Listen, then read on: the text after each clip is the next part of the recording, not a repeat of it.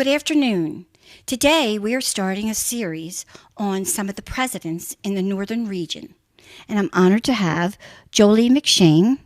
And what we'd like to find out is why people join the club, a little bit about the club, and what you did for the club. And really, these interviews will be used to recruit people. So, Jolie, first question. How did you learn about the Republican women of Baltimore County? So my husband's a drummer, and he had a gig with Chris West. And being a groupie, I went, and I heard that Ellen Soubry was there. I had worked in her campaign in the early 90s, never met her. So I was like, how cool is this? I get to meet Ellen. Sidled up to her and said, are we the only two Republican females in Baltimore County? And she says, oh, no, not at all. Well, that's one of the advantages of being with the club. You get to meet women like Ellen Soubry. It's interesting because every meeting you go to, when Ellen's there, people ask her to stand up and we clap. I mean, to almost win, and some people think she did win, the gubernatorial is just amazing in this Democratic state. So that's one of the interesting things. We get to meet great women at the club? Oh, we get to meet great women and also up-and-coming politicians, male and female. Okay. What impassioned you? What impassions you now to be involved in the club and to be president?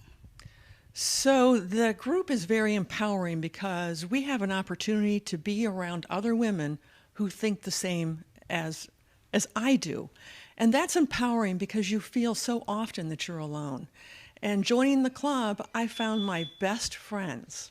And I have a network of women now that I never had before, and that has so enriched my life. It is great, isn't it? You mentioned meeting other politicians. Let's talk about some of the wonderful speakers that we've had for the Republican women. I know that we have had Gordon Chang, who has been on all the TV stations, and he's a national figure, and Jim Simpson, who was Karl Marx, a book that I would highly recommend, and Reggie Littlejohn, who works tirelessly for China and children in China. What do you think about some of the speakers we have, and are there any coming in the future we should know about? So because we believe at this point that all politics is local, we have focused more so on local issues than national issues. So we brought in a gentleman who knows a lot about the CRT in Baltimore County school system. We brought in Robin Sachs, who is working in Maryland to ensure our election integrity.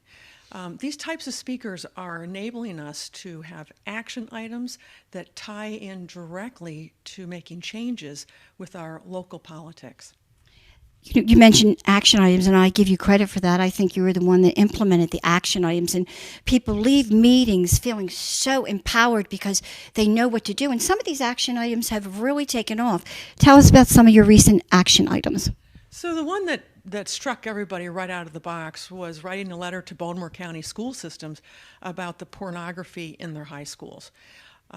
We had everybody sign a letter, sent it off.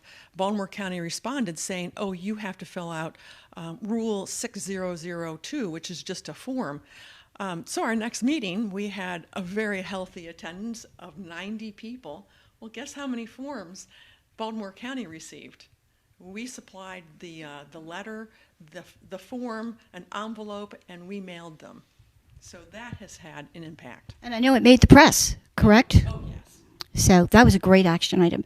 Now, you have your own talents, and if you could talk a little bit about those. And one of the things we're looking for in the club are women's talents to be used and their skills to be used to help fight our cause, which is really freedom.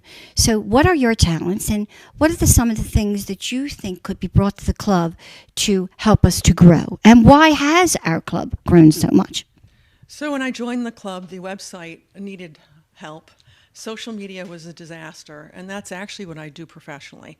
So it was an easy segue for me to help the club revamp the website and then start up the social media. And as everybody knows, our social media now is very powerful. We have blogs that are going out, we have Facebook posts, and we are on all alternative social media platforms. I know we have all kinds of women contributing to the newsletter, people that can write the newsletter and people that can write blogs and photographers. And people are just looking for a place to fight for our country. I think that's just wonderful. Now, you mentioned, we talked a little bit earlier, and of course we're friends, about a future vision. What is your vision for the club? What do you see going forward? That's a great question, because what I see going forward is winning. And we are winning. We see everything turning red. The red wave is real. But most importantly is I want to have social events for club members. I want to see breakout breakfast meetings. We're down in Catonsville, and there's a group of us having breakfast. There's a group of us having dinner. There's a summer party taking place, because getting together socially is what really keeps the club together. Everyone says that. Everyone says they meet so many friends that we feel isolated today. So you've done a wonderful job. Thank you so much. Any other final words that you would say? Why should someone consider joining the Republican Women of Baltimore County? You will find the best friends of your lifetime. Thank you, Jolie. God bless you. God bless America. Come join the club or your club in your local area.